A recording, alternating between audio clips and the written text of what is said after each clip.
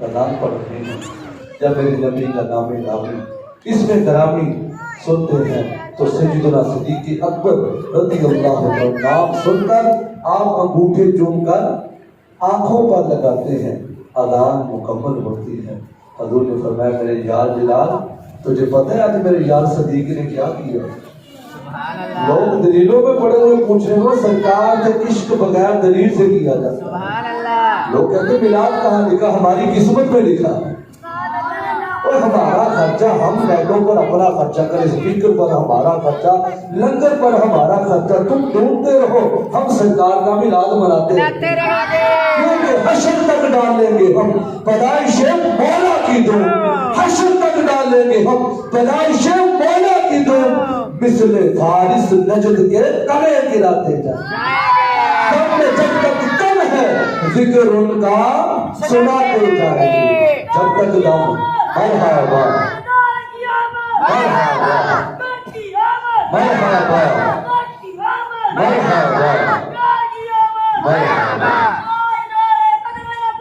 حضرت بلال نے ہمشی کے اذان مکمل فرمائی۔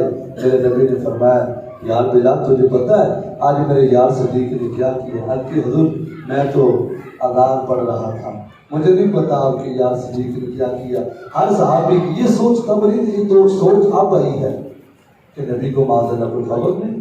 صحابہ کرام جب بھی بولتے تھے یہ جملہ ان کا مشترکہ جملہ ہوتا تھا، جب بھی سرکار کوئی بات پوچھتے صحابہ یہ کہتے تھے کہ اللہ جانتا ہے آپ جانتے ہیں۔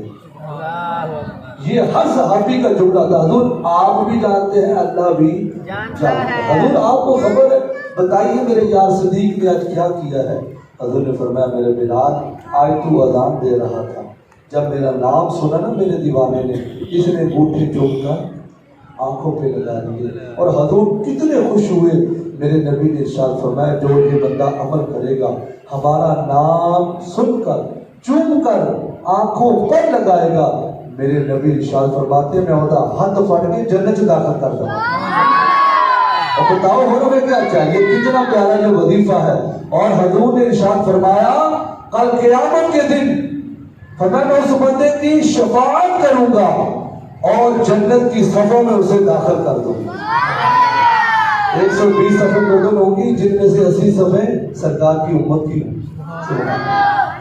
اور حضرت آدم